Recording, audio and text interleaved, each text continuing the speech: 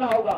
आज क्या हाल हमारा है, हम पशु से भी ज्यादा बदतर हो चुके हैं। आज रैयत अपनी जमीन देने के बाद कुत्तों बिल्लियों से भी बुरा व्यवहार हमारे साथ होता है। एक माफिया अगर टेलीफोनिक बात कर ले सीएम से, वो बाप बाप करता है। आज हम कोर्ट कचहरी कानून पेपर कागज सब जगह से देख लिए, लेकिन आज भी कहते हैं आप लीगल नहीं है, ऐसे नहीं है, ये नहीं है, यहाँ कमी है। इसलिए बस एक ही शर्त है कि जिस दिन हम जान लेंगे उसके बाद फिर कोई नया जान जाने की जरूरत ना पड़े। हम माननीय हैं, फूलों का बिस्तर हमारा स्वागत करने के लिए तैयार है, लेकिन हम कांटों की राह चल रहे हैं। एक नंबर बोल ले दर्जनों ठेकेदारों का फोन आता है, बैठेंगे विधायक जी। दर्जनों वीआईपी लोगों का फोन आता है, 2 मिनट बैठिए विधायक जी। और आपको भी मालूम है उनके साथ बैठेंगे तो क्या डील होगा, आपको भी मालूम है। करोड़ों में ना सही लाखों में तो डील जरूर होगा। की पगलेटी करे हैं कोई, ऐसे हमको भी 2-4 लेक्चर देता है। जनता का काम है हल्ला करना, ऐसे बोलता है। अरे चुपचाप रहो, कभी कभी आंख बंद करे लगे, कभी कभी कान बंद करे लगे, कभी कभी जुबान बंद करे लगे। अब तुम्हें आंखों खुला रखल है, कानों खुला रखल है, और इतना बोल रहे कि तो बड़ी रिस्क हो। हम कहे कोई दिक्कत ना है, बस एक गो तमन्ना है कि हमार जान गए बाद और पे दूसरा जान जाए ना चाहिए। जो झारखंड के रैयत विस्थापितों की आवाज को बुलंद करेंगे, हम पार्टी के प्रोटोकॉल से हटकर उठकर उनका साथ समर्थन करेंगे।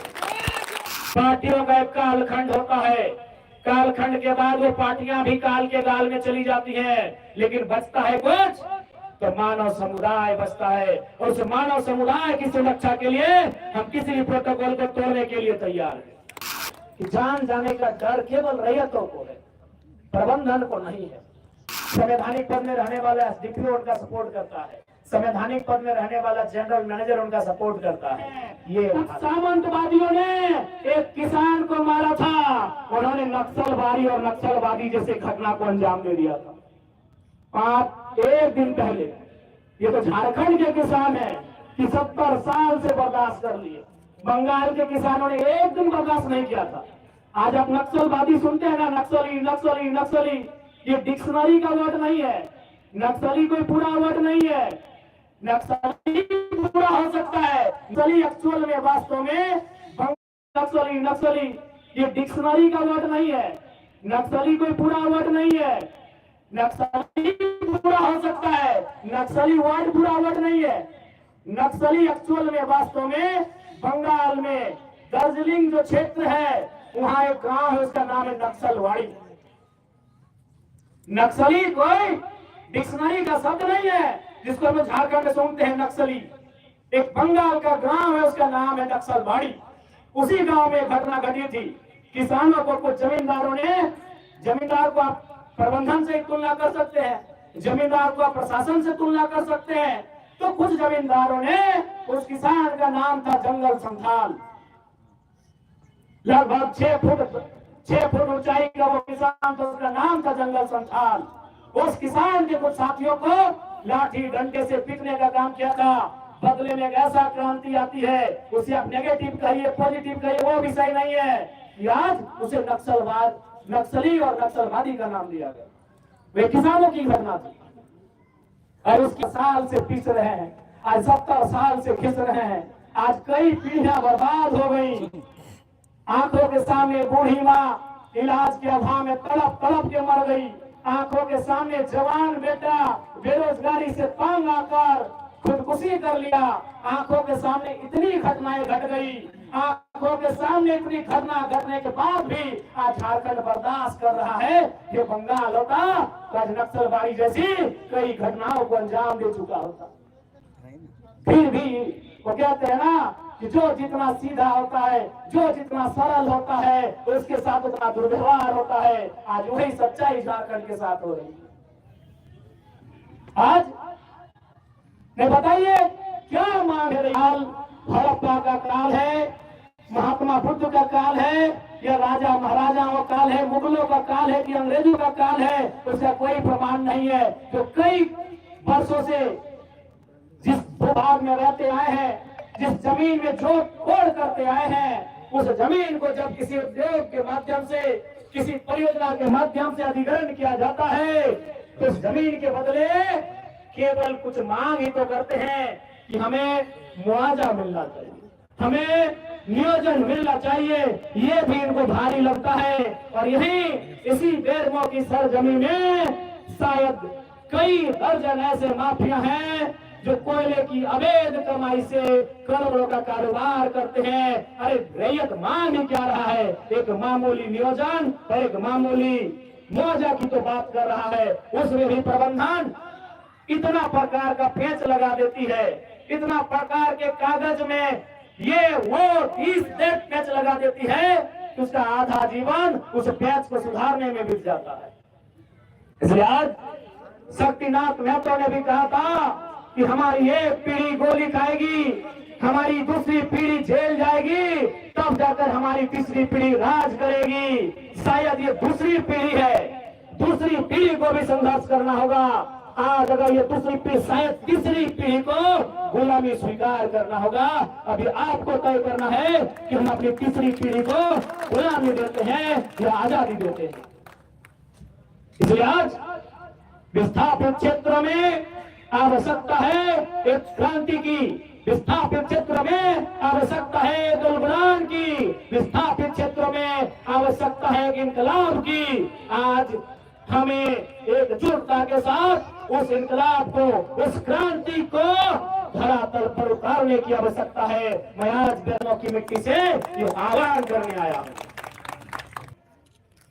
1970 शायद 2-4 साल आगे पीछे हो सकता है, लेकिन अनुमानित जब राष्ट्रीयकरण हुआ खानों का 72-73, उसी दौर से हम लोग लगातार अपनी लड़ाई को लड़ रहे हैं। एक राउंड फिगर में हमने 70 कहा है। उसी दौर से आज 2024 आ चुका है, लगभग 50 साल का समय। अगर हम एक उम्र के हिसाब से आकलन करें तो शायद 2 पीढ़ियां, क्योंकि एक पीढ़ी 25 साल की होती है गार्जियनशिप की। एक कोई भी व्यक्ति जब गार्जियनशिप करता है तो शायद 40 साल की उम्र में करता है, वो 60-65 साल तक परिवार का गार्जियन बन के रहता है। यानी 2 पीढ़ियां हमारी गुजर गई, 2 पीढ़ियां हमारी गुजर गई। इसलिए अब अगली पीढ़ी को लड़ने की नौबत न आए, वो इंतजाम करने की आवश्यकता है। मौत एक दिन सबको आएगी, जनरल मैनेजर को भी आएगी, एसडीएम को भी आएगी, एसडीपीओ के भी आएगी, लेकिन हमारी मौत तो कुत्तों से भी बदतर आ रही है। अपने अंदर के स्वाभिमान को ललकारना होगा। आज क्या हाल हमारा है, हम पशु से भी ज्यादा बदतर हो चुके हैं। आज रैयत अपनी जमीन देने के बाद कुत्तों बिल्लियों से भी बुरा व्यवहार हमारे साथ होता है। एक माफिया अगर टेलीफोनिक बात कर ले सीएम से, वो बाप बाप करता है। आज हम कोर्ट कचहरी, कानून, पेपर, कागज सब जगह से देख लिए, लेकिन आज भी कहते हैं आप लीगल नहीं है, ऐसे नहीं है, ये नहीं है, यहाँ कमी है। इसलिए आज हमारा जीवन कुत्तों और बिल्लियों के जीवन से भी मामूली हो गया है।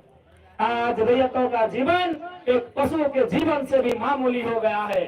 मौत तो एक दिन आएगी, मौत की आगोश में सबको चले जाना है, लेकिन आज यही कहेंगे, इस बार मौत स्वाभिमान से हो, इस बार मौत अभिमान से हो, इस बार मौत आने वाली पीढ़ी के अधिकार की सुरक्षा के लिए हो। इसलिए आज बेरमो के साथ साथ झारखंड के तमाम विस्थापितों को मैं यही कहूंगा कि आज आवश्यकता है आपके एकजुट होने की, आज आवश्यकता है आपको एक साथ चलने की। अरे लड़ाई पहले जीत तो लो, फिर अलग अलग दिशा तय कर लेना। लड़ाई जीतने से पहले हम अलग अलग दिशा तय करने लगते हैं। इसलिए आज हमारी ये दुर्गति है, उसका परिणाम हमारे सामने है। आज उसी का परिणाम, इसलिए हम किस राजनीतिक दल से है नहीं है, कोई मैटर नहीं है। अगर कोई रहे, चाहे वो भारतीय जनता पार्टी के साथी रहे, जेएमएम के रहे, कांग्रेस के रहे, आजसू के रहे या एमसीसी माले के रहे, जो झारखंड के रैयत विस्थापितों की आवाज को बुलंद करेंगे, हम पार्टी के प्रोटोकॉल से हटकर उठकर उनका सख्त समर्थन करेंगे। पार्टियां बनती हैं, बिगड़ती हैं, पार्टियों का एक कालखंड होता है, कालखंड के बाद वो पार्टियां भी काल के गाल में चली जाती हैं, लेकिन बचता है कुछ तो मानव समुदाय बचता है, और उस मानव समुदाय की सुरक्षा के लिए हम किसी भी प्रोटोकॉल को तोड़ने के लिए तैयार हैं। इसलिए आज बेरमो की सरजमी में जितने भी रैयत आए हैं, आप सभी से आग्रह होगा इस बार एकजुटता से आर पार की लड़ाई लड़ी जाए। परिणाम क्या होगा नहीं होगा वो तकदीर पे छोड़ दीजिए। ऐसे भी 70 सालों में कौन सा हमारा अच्छा परिणाम हुआ है। 6 जनवरी 2025 से अनिश्चितकालीन चक्का जाम का मैं चाहूंगा सभी रैयत एकजुट होकर उस चक्का जाम के कार्यक्रम में उपस्थित होंगे, और मैं भी अपने जेल कैंप परिवार के सभी साथियों से गुजारिश करूंगा कि वे लोग भी उस कार्यक्रम में सह सम्मिलित होंगे, और हमें भी क्षेत्र से जब जब समय मिलेगा हम आएंगे, जाएंगे, आते जाते रहेंगे। हम आपको अपनी निगरानी में रहेंगे, आपके उस कार्यक्रम को सफल बनाएं, ये मैं सभी से आह्वान करता हूं। पुनः कहेंगे, जान एक दिन सबकी जानी है, जिंदगी एक फानी है, जान तो एक दिन जानी है, कर डाल जो दिल में ठानी है। जान एक दिन सबकी जाएगी। आज तकलीफ इस बात की है कि जान जाने का डर केवल रैयतों को है, प्रबंधन को नहीं है। ये डर सब में होना चाहिए, क्योंकि जान सबकी एक ही तरीके से जाती है। उनको लेने के लिए स्पेशल यमदूत नहीं आएंगे, हमारी तरह उनका भी मौत होगा। इसलिए अब जान की परवाह न करते हुए अपने आने वाली पीढ़ी के लिए लड़ाई लड़ी जाए। नहीं तो आप समझ सकते हैं, आप समझ सकते हैं कि क्या उनका रूप है। यही बोकारो जिला बीएसएल में इतना खटाल कब्जा किया है कि इनका हैसियत नहीं होता है।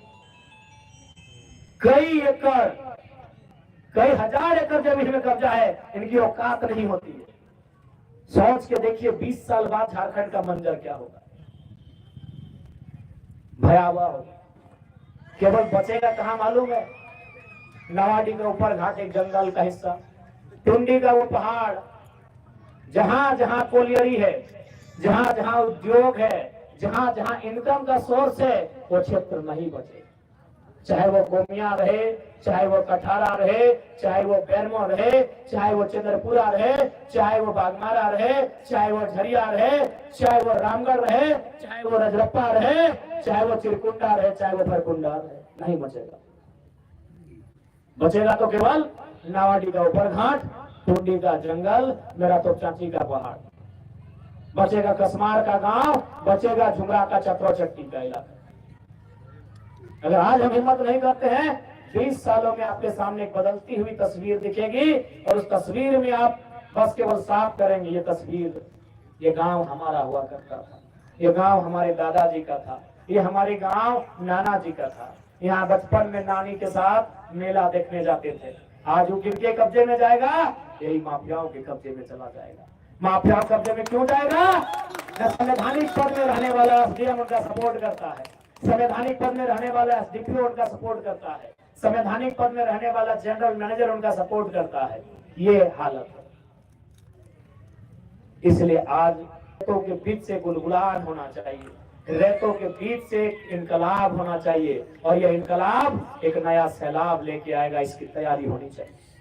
हम फिर कहेंगे, हमको बिल्कुल अपनी जान की भी परवाह नहीं है, हमें किसी चीज की परवाह नहीं, हम जान हथेली में लेके चलते हैं। जब आपको चाहिए हम थाली में सजा के दे देंगे, लेकिन एक शर्त है, बस एक ही शर्त है कि जिस दिन हम जान देंगे उसके बाद फिर कोई नया जान जाने की जरूरत ना पड़े।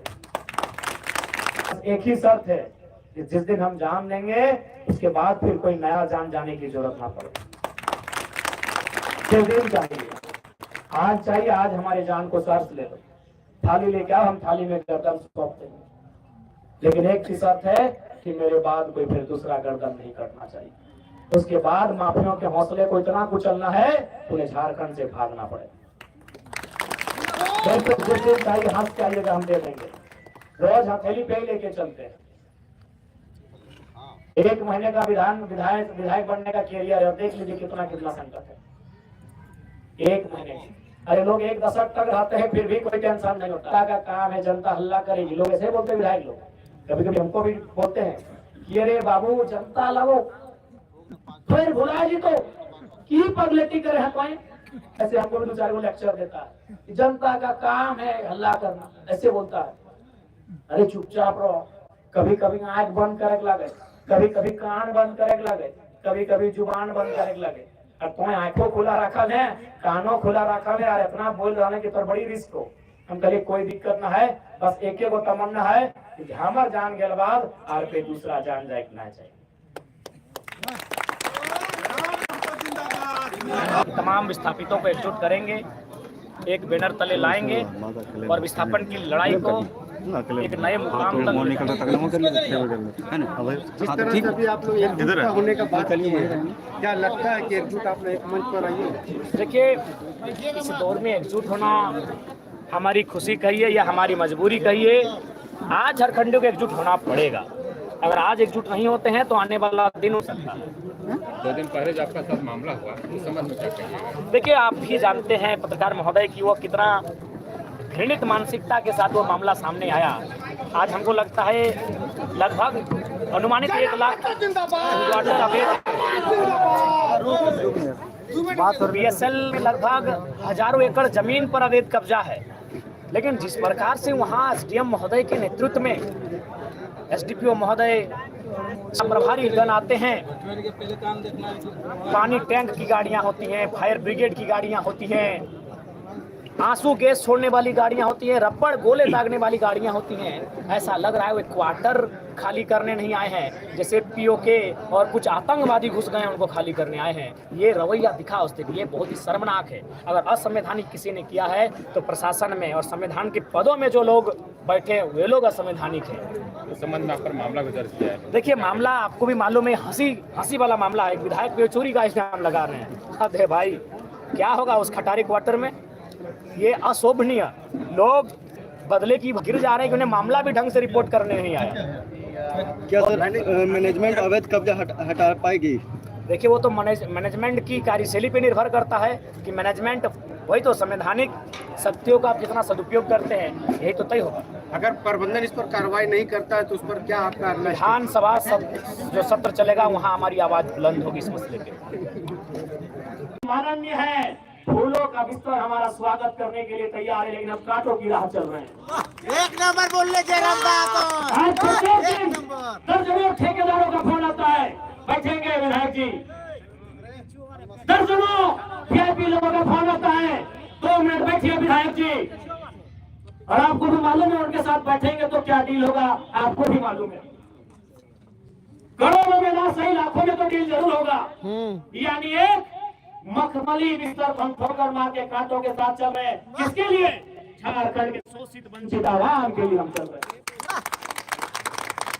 अब क्या कमी होगी? एक माननीय को क्या कमी हो सकती है भाई?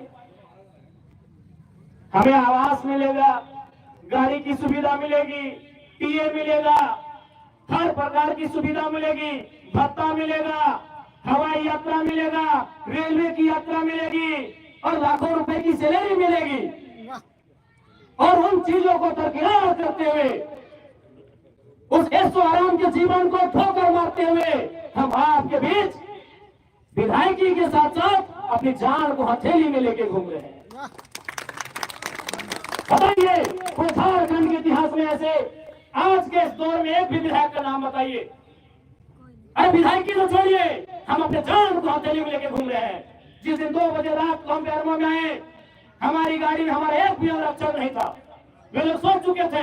हमने कहा कोई दिक्कत नहीं है। हमने केवल ड्राइवर को फोन किया, वो भी अपने ससुराल में थे। क्योंकि आपको भी मालूम है मेरे घर में इतना जगह नहीं है कि हम 4 लोगों को ठहरने के लिए बोल सके। बगल में हमारे एक मित्र का घर है, वहीं रात रहने के लिए हम जाते हैं। वो विधायक है।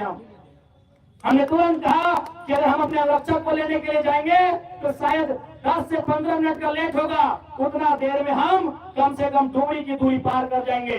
20 किलोमीटर 15 मिनट में सफर कर जाएंगे। इसलिए अंगरक्षक को सोने दीजिए, हम अकेले आएंगे।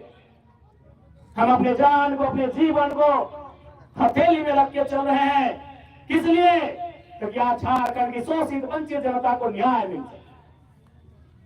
तो आप इतना तो कर सकते हैं, एक 30 साल का लड़का अपने आराम के जीवन को छोड़कर, ऐसो आराम को छोड़कर आज आपके लिए कांटों के रास्ते में चलने के लिए तैयार है।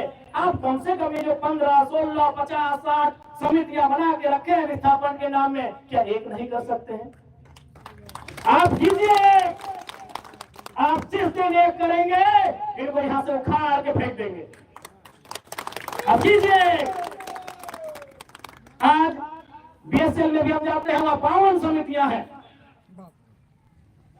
विस्थापन मोर्चा, विस्थापन क्रांतिकारी मोर्चा, विस्थापन उलगुलान मोर्चा, तो विस्थापन इंकलाब मोर्चा, 52 से 50 समितियां हैं। आप अपने आप को एक कीजिए। आज अपने निजी स्वार्थ का त्याग कीजिए। आज अपने मन के मतभेद को त्याग कीजिए, क्योंकि आज अगर नहीं समझे तो याद रखिएगा, आने वाले 20 सालों में अरे आज तो कम से कम आपके हिस्से की बात कोई कर पा रहा है। इधर विधायक बन में तो नया यंगस्टर इस क्षेत्र के विस्थापित के साथ साथ भाजपा के नेता भी हैं, हमेशा जिनसे आग्रह करेंगे कि वो भी हमारे बीच 2 शब्द रखेंगे।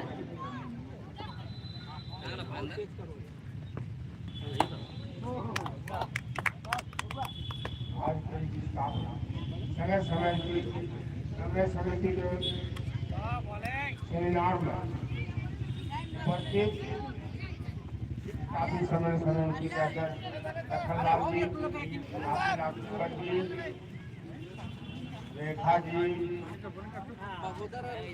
पवन जी,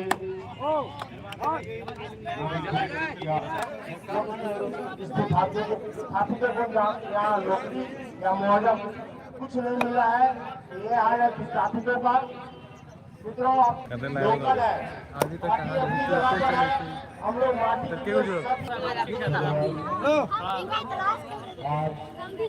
आप लोगों को कैसा लगा बच्चा लोग? आप लोगों को कैसा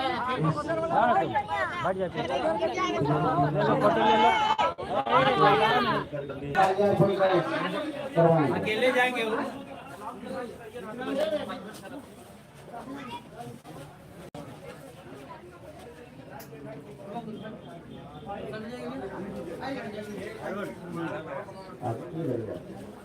होने के बाद आप देख सकते हैं हमारे साथ क्या व्यवहार हुआ।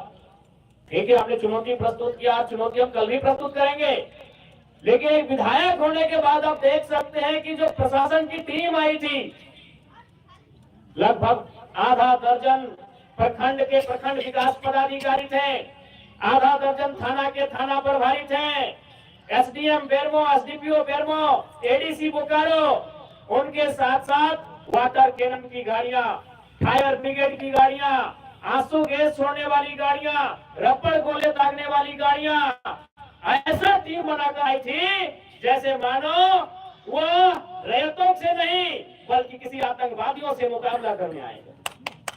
क्या हाल होगा आपको सोच के देखिए। एक विधायक है हम, ठीक है, हमारे समर्थकों ने गलत किया था, सही किया था, एक घृणित चेहरा दिखाया, बिल्कुल ये घृणित चेहरा था प्रशासन का, ये नफरती चेहरा था प्रशासन का, ये असंवैधानिक और मनप्रिय चेहरा था प्रशासन का। एक विधायक के साथ जब वो इस प्रकार का व्यवहार कर सकते हैं तो सोचिए आम ग्रामीण रैयत विस्थापितों का क्या हश्र होगा आने वाले सालों में। इसलिए आज मैं तमाम रैयतों से, जिन्होंने किसी परियोजना में, किसी कल कारखाने में कि डीवीसी की परियोजना हो या सीसीएल पीसीसीएल की परियोजना हो, जिन्होंने अपनी जमीन देने का काम किया है, आज उन्हें एक मंच में आने की आवश्यकता है। मैं आपसे यह आह्वान करने आया हूं। आज मैं एक विधायक हूं, एक 30 साल का युवा, एक सुनहरा सपना, एक सुनहरी जिंदगी हमारे सामने, लेकिन आज उस